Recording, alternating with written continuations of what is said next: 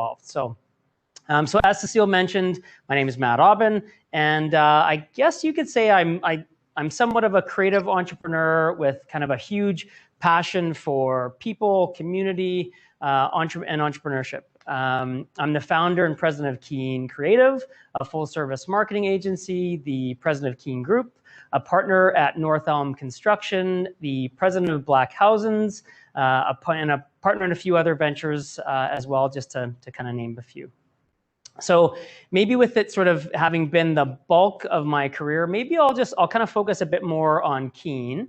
So at Keen, we're just absolutely a super talented, skilled team of creative people in various disciplines of I'll say marketing, strategy, design, programming, social content, photography, video, etc. So we've just sort of celebrated our 17th year in business, which is crazy because I still sort of feel like I'm 20, even though I may be a few years past that. But yeah, we have 2 offices, one in Edmonton, and we have a small operation in Dallas, Texas as well. And so all of that helps us to service our clients across North America. We're huge on team, culture, great work, and client partnerships. And so there you go. So even though I've had this amazing sort of pleasure of growing Keen and our businesses and ideas and services and team and clients and culture over the past 17 years, it's really not where my career path and my journey started. And so very similar to like lots of you, my professional career started at NAIT. So as a super scared 17-year-old, I started at NAIT.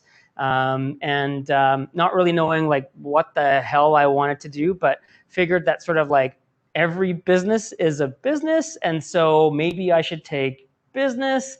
And so yeah, that's what I did. I took business, and ultimately graduating with my marketing diploma at the age of 19.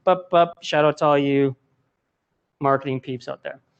And so from there, I went on to work in sort of various design and sort of sales and marketing related jobs, really trying to find out kind of like probably what more I was passionate about, which ultimately sort of led me back to NAIT again and into the photography program. And so after completing like a ton of night courses and I'll say, sort of spending what I think in technical terms is called like a shit ton of money on photo gear, I started my entrepreneurial journey. So as a photographer, and I guess kind of marketer and maybe designer and sort of secretary, janitor, dishwasher, accountant, plumber, like whatever was required. I guess I was the business owner at what's now Keen, but at the time was a company called Pure Vision. And so I'll come back to that kind of as we go along, but yeah, so follow me through. So at 24, I left my secure and really good paying job, and I guess what I would describe to be as like an image and branding expert. And I can kind of reflect back and think like, what the F was I thinking? Like how was I an expert at image and branding at 24? And how was I going to make a difference for clients and really make an impact for them? And I know we're in a virtual room, but I'll do like virtual show of hands here. Like, who in the room thinks that they are a branding and image expert? So I know we can't see everybody, but okay. So not a lot. And I can say bullshit. And what I came to realize for myself, and what I'm going to convince everybody here today of, is that we're all branding experts. And you don't need some old ass guy like me up here to tell you, because you already know. And yeah, so whether you realize from an early age, we all really understand branding and how it works, how we associate with it, with the importance of it and the impact that it can have. So if you kind of think back to maybe you as a kid, there were likely some things that you had, or maybe things that you wanted, that were some form of brand or celebrity influence. And maybe that was like, you know, they influenced your life. And so maybe that was like Kanye's Yeezys, or maybe it was like Justin Bieber's amazing hair, or Kylie Jenner's lips, or like me, maybe you want to be like, you know, the Karate Kid or Top Gun, or, you know, maybe it was like Marty McFly or John Wick, or, you know, maybe John McClane, for that matter. And so things that we often want to associate with, you know, brands are based on those things. So we make assumptions based on them all the time. So we determine how they fit in with us and our lives. And we often build our own personal brands based on lots of these things. So branding is this sort of natural ability that we kind of just simply have. And for example, from like the second I walked in, or virtually kind of came into the room, every single one of you, and you know you did, assessed me. So good or bad, based on my look, posture, my dress, my voice, my hair, or like obvious lack thereof. You know, in your head, you had sort of a conversation, and maybe it went a little something like this. It was sort of like, wow, like this is the guy that I came to hear speak, and he's kind of a lot older than I anticipated. I thought he'd be like way cooler than he is, or, you know, I thought he'd be in better shape, or what the hell's with that shirt, or like, I don't know, that jacket, or like, but you all know, you were like, those boots are tight though, or something to that effect anyway.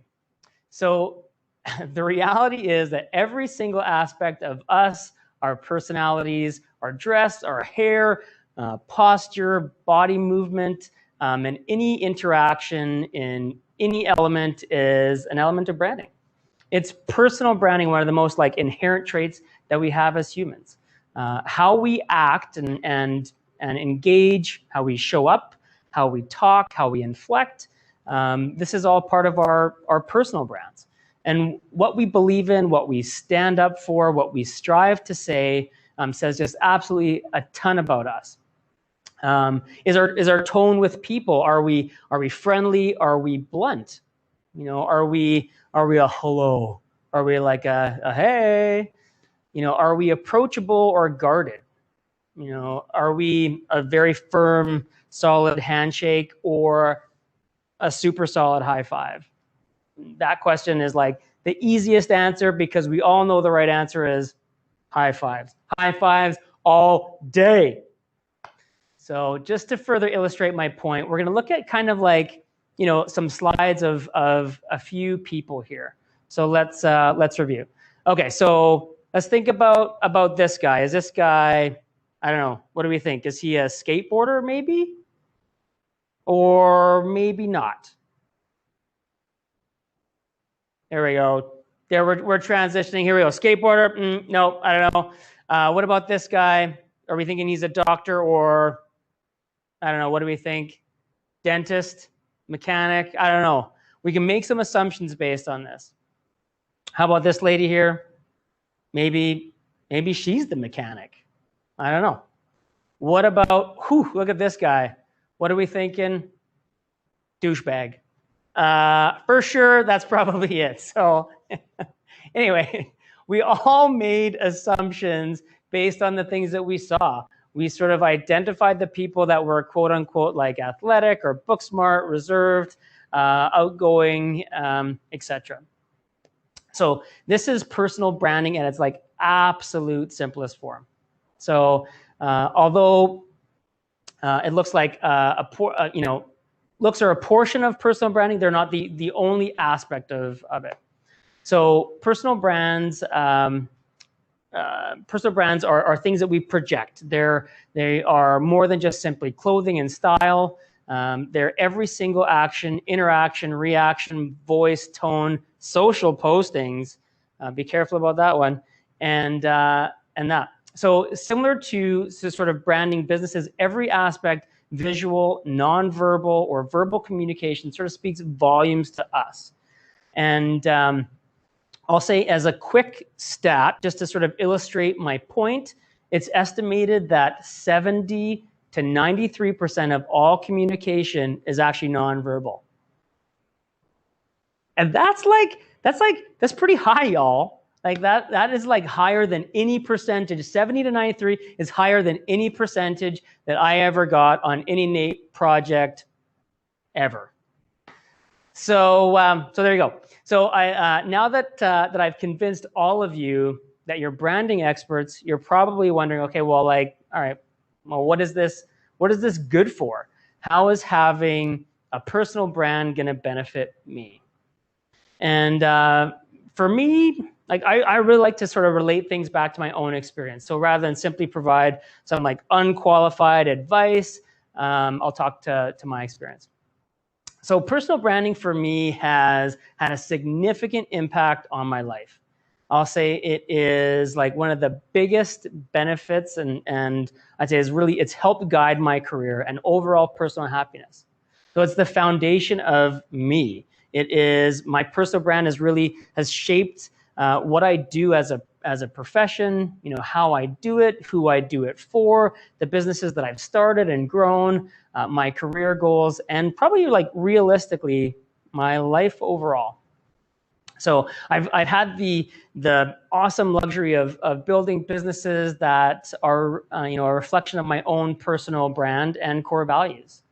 They are an extension of and a huge part of me, who I am, and my brand has helped to grow businesses, people, community, and create, I think, a meaningful, positive impact. And not only, I'll say, like on our local community, but dare I say, the world. I mean, maybe that's a lot, but I'll take it. So, okay, so let's get into a few more key points when it comes to personal branding. So here we go. So be authentic. So my brand, like yours, should be authentic. It's authentically me. It's what makes me happy, confident, engaged, and driven. I don't have to pretend to be someone else. You know, I'm not someone that is like polished or snooty or quiet or detailed. Every day I get to be unapologetically, authentically me. This is who I am. I'm passionate, I'm driven, I'm flippin' ridiculous, I am creative, I swear a shit ton, but I absolutely, truly care. So I care about all that I do and the impact that I create and leave in this world. The authentic me has shaped not only me, but business, our approach, our team, our culture. And if we jump back like way early on, I sort of mentioned that Keen wasn't always Keen. It used to be called Pure Vision. And well, you know, that name, I think we had Pure Vision for like 13 years was the name of us. And it really didn't like resonate with me. I didn't know how I related to it or associated with it. And so a few years ago, I realized that maybe Pure Vision really wasn't me, and it wasn't our team anymore. So we changed it. We absolutely changed our name to something that 100% resonates with me. I think our team, our core values, and that's Keen. Our company, we're passionate, driven, caring, dedicated, and fun. Our team is 100% made up of wicked, talented Keeners. So if I reflect on what my personal brand is, it's 100% that. So next key point is be consistent. Like inconsistency is okay and it's cool when you're 12, but you're not trying to find yourself. You know, but right now as an adult, you need to be consistent with your brand.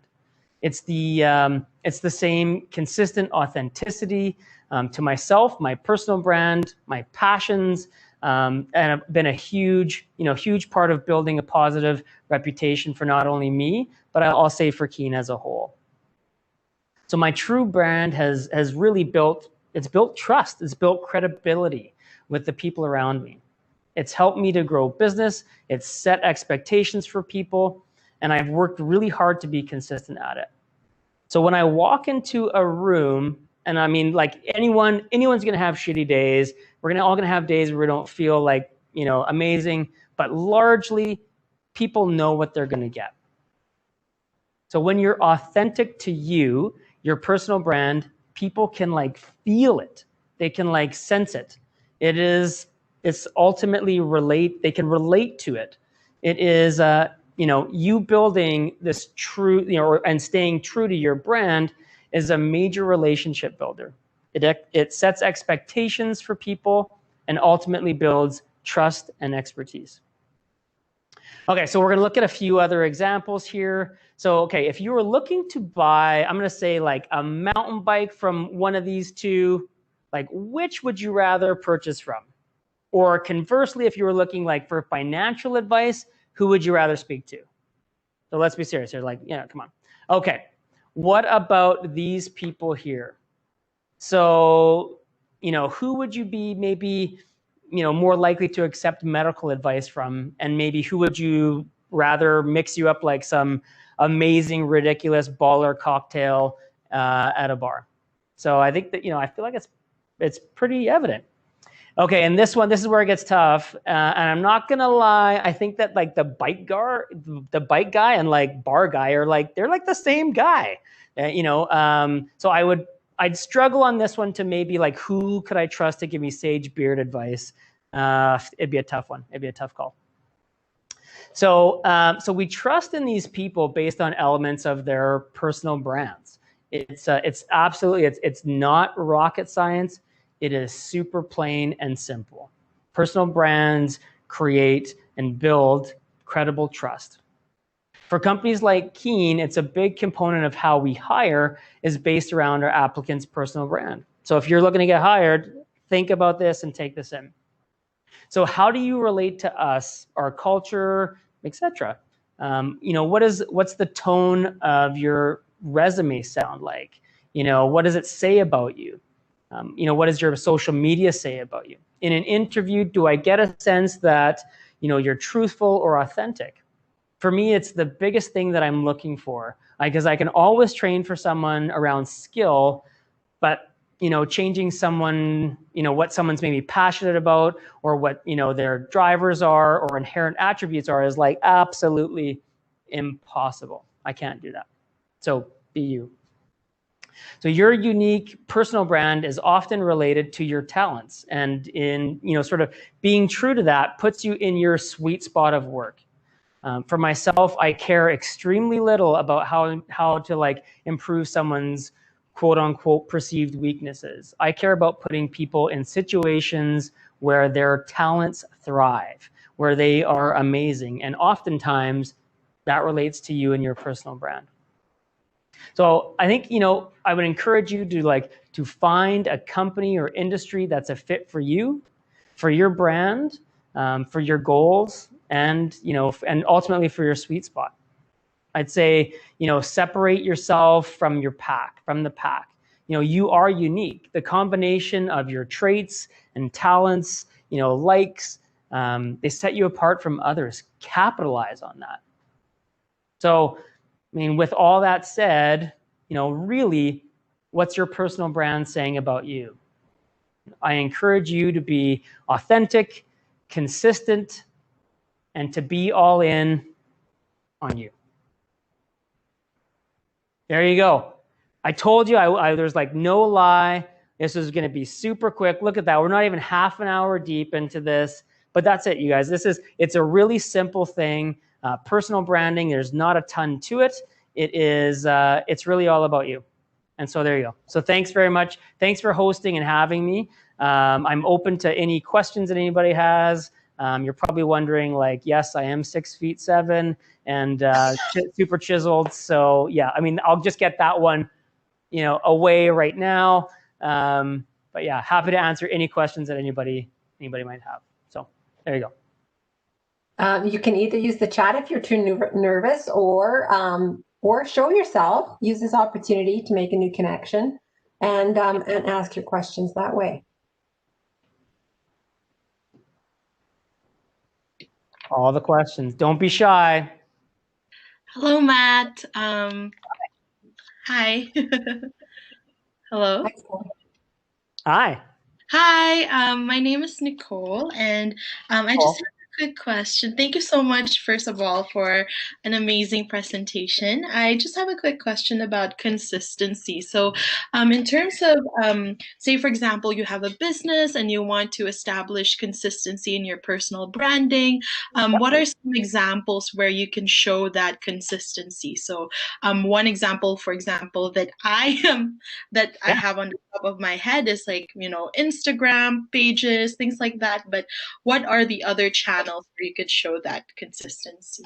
Yeah, I think it's like realistically the consistency aspect is in like every single aspect. So I think for sure if it's on social, if it's business related and you want to kind of have your personal brand relate to that, oftentimes I think as entrepreneurs or as business owners, those businesses tend to sort of be a reflection of your own personal brand, right? And so yeah, like I would say in those aspects, but to me it's the consistency component is like just in every day, right? Like and I'll say like I have one of my partners in so we have a company called North Elm Construction that I'm a partner in, and he's pretty stoic. He's like a really like stoic kind of guy, and that relates to him and that relates to that company of like building construction. It's like building, it's tough.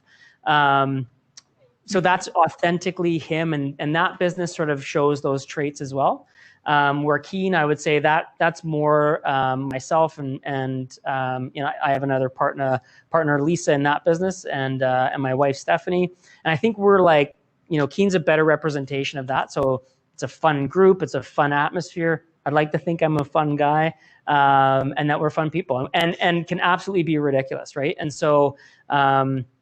Yeah, I think that it has, a big impact in just being true to you, right? And so it's not putting on airs around certain things. It's just really being consistent to who you are. So that, like, as an example, the mat that you're getting now should be the mat that, if I saw you out for dinner or at a movie theater, at a hockey game or whatever that might be, I should be the exact same mat. And I think that, that's a good thing. So. Did that answer your question? Yes, thank you so much. Okay. Okay, we have a question on the chat from Karen. Who Hi, Karen. would you say had the most impact and influence on you on your journey? Oh man, that's a huge one. And so, yeah, for me, I think there's aspects of like both my parents that had impact to me, legitimately like our team, my partners, my wife, family. I found a really, I guess for me, a big part would be different entrepreneurs. So I'm a board member for an organization called EO, which is Entrepreneurs Organization. And so that's like a peer network of entrepreneurs sort of connecting and sharing experiences. That's like, that's played just an absolute huge impact on me, my career, my life as a whole. So that's a really tough one. I think I'm super fortunate and very grateful for all the amazing people that I've had in my life who've had made a big impact for me and helped me to be me and hopefully do great things in community as well. So hope that made sense. Thank you. Okay, I have a question, please. Yeah. Yeah, my name is Toy. Yeah, thank you, Matt, for the presentation. So my question is it possible for you to have a dual branding or a dual, personality? So let me explain. So for example, maybe on social media, for example, I have some views that I put forward, but at the same time, I don't really want that to affect the work that I'm doing. And so at the same time, too, because you touch on something in terms of your branding should be same across board. But I'm just thinking that when you get to that, when you find yourself in that box, how do you kind of still navigate your yourself? Because a lot of time when you're on social media, you just don't want to say something because you feel like, but you really want to let your opinion out. So how do you manage that when it comes to the issue of dual personality? I don't know if you understand my question.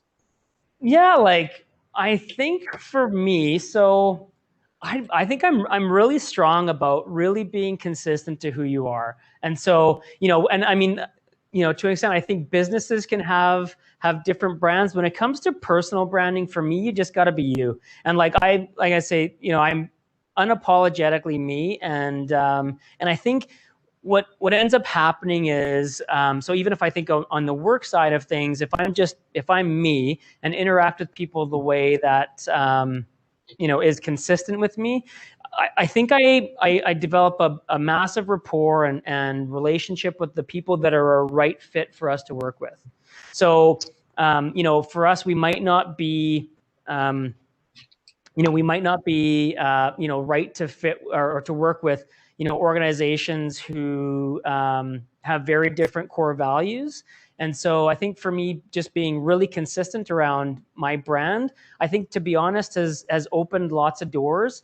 And sometimes what happens too is the people that we often think might be more reserved, there are situations where, we get into, and me being me has enabled them to sort of relax and let them be them as well. And so, so I don't know, for me, I would just really recommend on when it comes to the personal branding of things to just be you, right? Because there's nothing that's fake about you. It's I would encourage you just to be you. So hopefully that, yeah, I'm like, that's a tough question though, but yeah, hopefully that answered it for you. And Kara has a question. Did you ever have a time when you felt yourself shifting away from your personal brand / values in order to secure a client?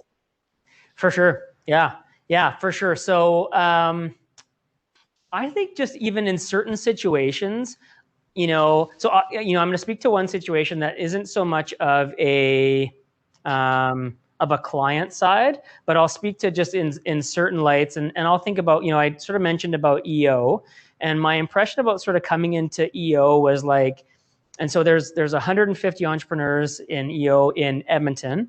And the very first time I sort of got accepted to go in, I'm looking around the room and I'm like, holy shit, like this is that guy. And oh my God, that guy owns this business. And like, oh my God, I just have this little business and who the hell am I to be here?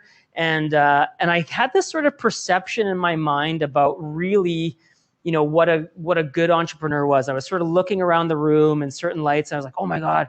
And I'm listening to people and they're talking about all these strategies that they're doing. And they lock themselves into offices and just work on strategy forever.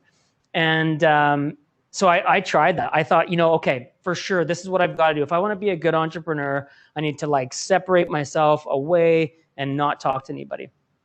So I did that for about, I'll say, 6 months or so. And fortunately, I had actually a client who said to me, and this is his words, not mine, but he pulled me aside and he said, "What the fuck are you doing?" And I said, well, like, what are you talking about? And he said, "What the fuck are you doing?" And I'm like, well, what do you mean? I'm being a good entrepreneur. I'm working on like, strategies and thinking deeply. And he said, like, that's not you. That is not who you are. That's not what you're about. And so I, at first I was like super offended. I was like, what are you talking about? You can't tell me who I am. I went away from that. And I really took a lot back. And I kind of reflected and I thought, yeah, you know what? Like, what the hell? Like, I'm going into these areas and I'm doing things that maybe aren't totally me. And I can tell you, I've had lots to give that, to go in and just be me. I have lots to share, and it's a totally opposite angle from maybe other people. And so, I think that other entrepreneurs within that organization have appreciated that, like, yeah, maybe, like I am this person, I am ridiculous, I want to talk a lot, I'm not reserved, or, some of these things. And so, and I think that was super freeing for me as well, because I think I strayed from that personal brand and just on this idea of what a good entrepreneur is. And I think I'm a far better one just being me. And I've got lots to bring to the table. So thank you. I appreciate that. No probs. Any other ones? Don't be afraid. This is a super opportunity. And like, look at all this time we Yeah. Hi. Hi. I have a question. Thank you so much for delivering the session today. My question was regarding applying the concept of personal branding to larger entities like organizations or perhaps communities or cities. And I just wanted to ask you about whether or not your personal brand or your company's brand is actually a reflection of perhaps other people that are close to you and kind of their core values, and how you go about amalgamating that. Yeah. So yes, absolutely. So I think I'll look at Keen, and I think really realistically, our core values are for sure made up of my own personal core values. Like, we've done some personal core value exercises, and they ultimately come extremely close to all of Keen's core values. And we did the Keen core values kind of as a team, and you know, what sort of happened is I think over the years, because when we did our like first hire and second hire and third hire and, you know, more, is unknowingly we started to bring people that reflected those same core values.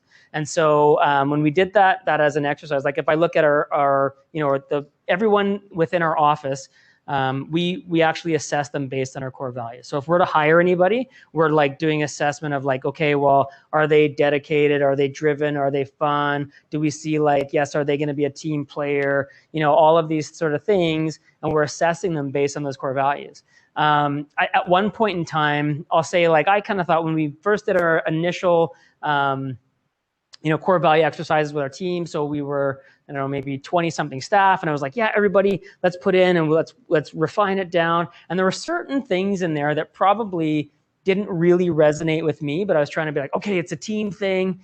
And then ultimately kind of a few years later, we're like, no, like, yeah, that doesn't make sense. Like, that doesn't sit well with me. So we removed them and kind of refined them a bit. So for sure, I would say that my own core values play a big part in kind of like our companies, you know, what we do, how we approach business, the people that we hire, our interactions with people too. You know, what makes us different is largely based on you know, my core values, which in turn have also turned into most, you know, core values with our team. So thank you for that. And I guess my follow-up question would be, as somebody who's like involved in Edmonton's entrepreneurial community, what do you think Edmonton's brand should be, considering everything that's happened in like the last, you know, year or so? What do you think we should brand ourselves as? That's a tough one. Okay, so here's my thing around. I should say here's my thing, but that's a super tough question. I don't want to be the guy who's like speaking for Edmonton by any stretch, but sorry. but you know, I think, you know, so if I think about, there's certain aspects of like our city, and I love our city. I've been here forever. I've never left. You know, to me, we have this sort of dichotomy of like, people are looking at, well, okay, oil and gas we've been an oil and gas town forever, and that's kind of been a part of us. And now we want to transition to be like, we're this really tech focused, you know, sort of city. To me, what I look at is like, Edmonton is a group of like, we're like super hardy, driven innovators. And so, you know, we were innovating on the oil and gas side of things, and now we're going to continue to innovate maybe on the tech side or whatever that is. And so, yeah, I think we're just like a group of like solid problem solving tech innovators, however you want to look at that. So that's my feeling about it. It's like, it's not industry specific for me. It's just like, this is who we are. We are like amazing people. We do great things. We like bust our ass. We work real hard, prepare, all those things. So. Perfect. Thank you so much. Thank you. Yeah. All right. Any other ones? Hello, Matt. This is Katie. And I really get so excited with the topic today, personal branding. I got exposed to personal branding when I was like 16. So, and then it's really fascinating that it's like, you know, like what you're saying is still true to what I learned for the past few years. So I just want to clarify about being you, because we have our set of values, beliefs. Would you encourage people to build those values and build those beliefs first before digging into the branding side? Ooh. Yeah, I think probably. I think, though, I'm going to say this. The reality is that our life transitions. And so like your beliefs today and who you are today may have, some variances as you move forward throughout your kind of like career. And that's based on there's so much that like impacts us, right? And so, the experiences that I had, maybe when I started our business are vastly different than the experiences that I have today. And so, I think that's an evolution component.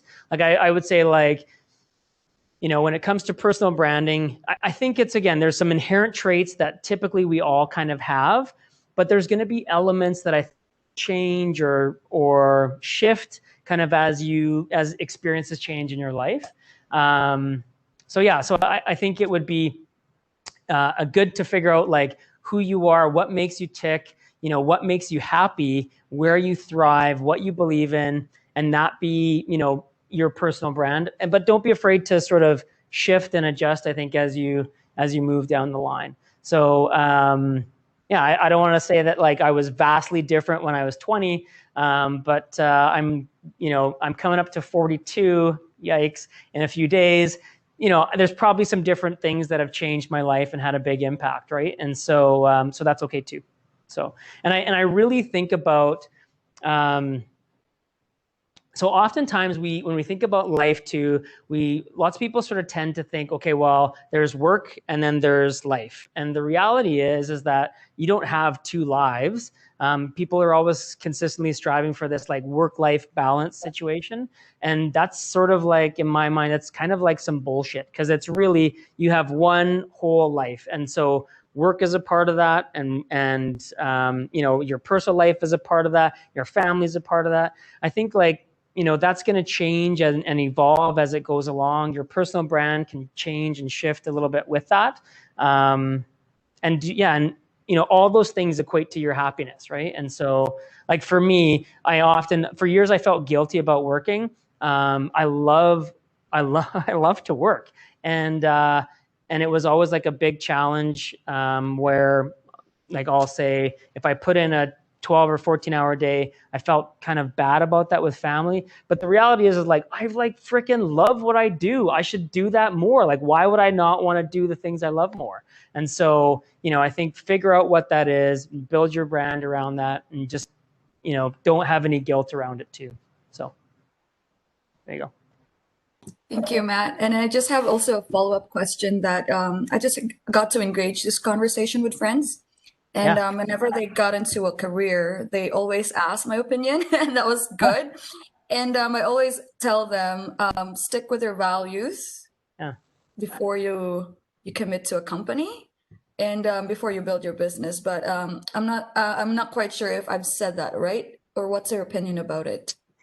Yeah, to stick to your values. I think like you're gonna find, like, I think if I worked at a company that had vastly different values than I had, it would be a challenge every day, right? And so, like every day, if it was like, hey, we want you to like step on people, we want you to be an asshole, we want you to do all these things, that wouldn't sit well with me. It wouldn't be a good fit. I wouldn't be happy. And so for me, it's like, and I think about, find somewhere, if you're building your career right now or building your business, do it for passion and not for profit. Profit's going to come, right? And that's going to come through, people will pay you for what you are passionate about and what your core values are, versus just like, hey, being a terrible human, I guess. So. Thank you, Matt. Thank you. I really appreciate it. Thank you you're so welcome. much. You bet. Anyone else? Hello, I have a question. My name is Sally. Hi, Sally. And I really enjoyed your presentation today. Good. It will be a simple question. I just wanted to know, what was the first thing you developed when you first started to brand yourself? or what would you suggest, if that makes sense? The first part, yeah, I think it is kind of going back to a little bit of that around just kind of finding out as much as you can about you, and even I think just identifying like where what are situations that may make you happy, because oftentimes if it's interactions, if it's dealing with people, it's how you are. Yeah, I think that's a good place to start, right? So just maybe being aware of some of those things. You could try doing some core value exercises, but yeah, I don't know. And truthfully, like I don't know where I started. To be honest, I think it's just sort of been an evolution, right? So yeah, sorry, that's not a good answer. I'm sorry. It was a good answer. Thank you. Oh. Okay, I think Adnan has a question. I believe Nicole actually had one before me. Oh, sorry. Hey, Adnan, how are you, man? Good, Matt. How are you? Good to see you. I'm like thirsting for your chicken, dude. When are you gonna? You know what? I'll drop it off next week. Okay, I'm in. Yeah. Sounds good. But Nicole's question, and then I'll get to mine. Okay. Nicole, did you have a question? Nicole? Yeah, I just sort of wrote it in the chat. Sorry, I was something interrupted me. But anyways, my question was for Matt was if he has any specific favorite resources for personal branding. So, for example, do you have any books or podcasts or people or any sort of online resource that comes to mind? So yeah, if you can share those, that would be really great. This would be like a super quick one. The short answer is like not really. I sort of mentioned in the thing, but I'm not a detailed person by any stretch. So for me, I'm not a reader as much as I would like to be, but maybe it's not part of my personal brand. So I do lots of learning. So I do that through like Masterclass, or I do it through Blinkist. So there's things like that have, and there's lots of stuff there, on all kinds of topics, just about sort of you, skill sets, business, whatever that would be. I can really simply listen to a Blink in 15 minutes. I can take something away, or I can really like arduously try to go through a book and it take me like 4 years to finish, not remember a thing. And so I'm more of a Blinkist guy, or like, YouTube, Masterclass, that type of thing. So. Okay, thank you. There you go. Awesome. Well, hello again. Hey, buddy. The question that I had was, do you think within young professionals, the idea of personal branding is commonly mistaken? Is it mistaken? Yes. So as that people don't put any energy towards it, or? As in just they think when it comes to personal branding that they should be a certain idea. Like they'll see someone that they really like and then they're like, I want to emulate that person and not kind of focus on building themselves. For sure. Yeah. So great question. So I do think for sure, like, and it's a bit different probably from me and from my start. Social media wasn't like a thing, where now it's super strong, right? And so I think it's hard. We're consistently following this, I don't know, sort of somewhat of like idealistic bullshit lifestyle, as far as like no one's posting the tough days, the hard things, all of that, right? It's like, oh my God, I'm on a beach and I'm doing the things and I'm at a party that's like so fun and whatever. So yeah, I think it's far more challenging now to, I think, really be to be consistent, for you guys to be authentically you, to not get sort of swayed by like, I need to paint a picture of like this unbelievable lifestyle where, everything is amazing. I'm doing all the, all the things, right? So I think it's far more challenging, I think, now than it was, probably when I was younger. And I think too, that it comes a little bit with age, in that same sort of scenario. I don't know if at 19 or 20, if I was exactly inherently me. I think I've again had to put some energy and work towards just being me, right? And but yeah, I think for sure, I think it's a struggle. But I think that's the component where it's also, there's an opportunity that exists there too, right? And so for me, like when we get applicants, so if every applicant is just, so I'm going to say like if it's every applicant's like vanilla, like it's just like no one is unique. Every single person that applies for us is just like, the same, it feels like the same person, right?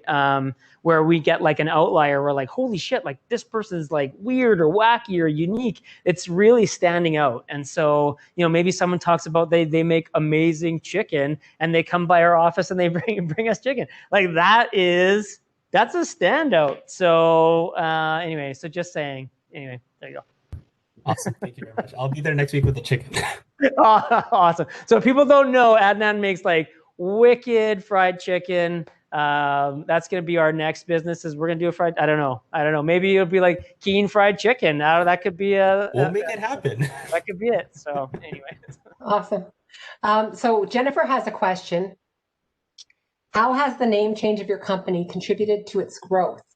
And also, what was the biggest challenge for you faced when you changed the name?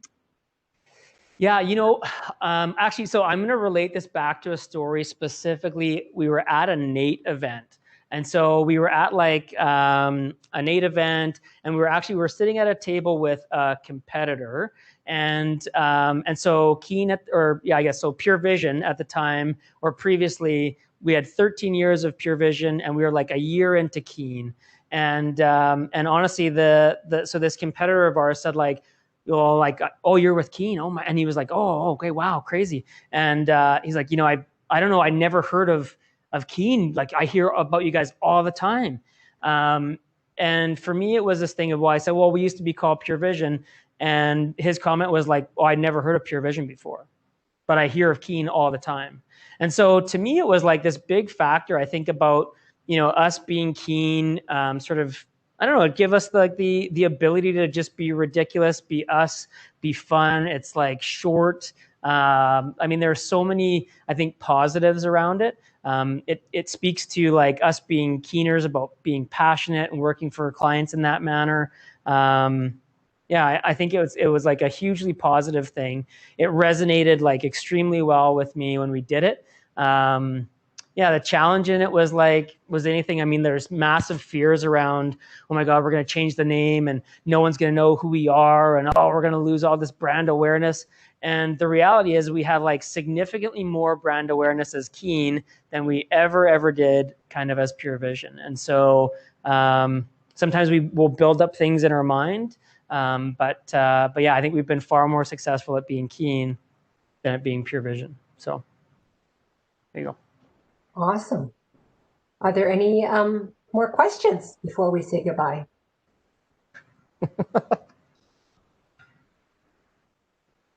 Good? Yeah, I think we're good. So I really want to take this moment to thank you, Matt, and I hope everybody thank you so much for your presentation. I knew it was going to be awesome. You're a rock star. Really appreciate you. I know you're busy, and we really appreciate you taking the time. Katie had to leave it early, as did Nicole, but they put in the chat, thank you so much for the amazing presentation and sharing your time and talent. For our students, just a reminder, our pitch competition deadline to enter is November 15th, and we are giving away $8,000. Nothing to laugh at. Yeah. $1,000. Yeah, I know. And on Monday, we have The Art of the Pitch with Joanne Fedeko of Connections Silicon Valley, as well as November 5th, Cultivating an Entrepreneurial Mindset with League of Innovators. So anybody has any questions about any of this, you've got my email address, and you know how to get a hold of me. I will be sending out a short survey just to get your feedback about today, but I know already it's going to be awesome. So thanks again, everybody, and have an awesome afternoon. Thanks, everybody. Thanks so much for the time. Thanks, Matt. You bet. I'm going to tap dance out of here.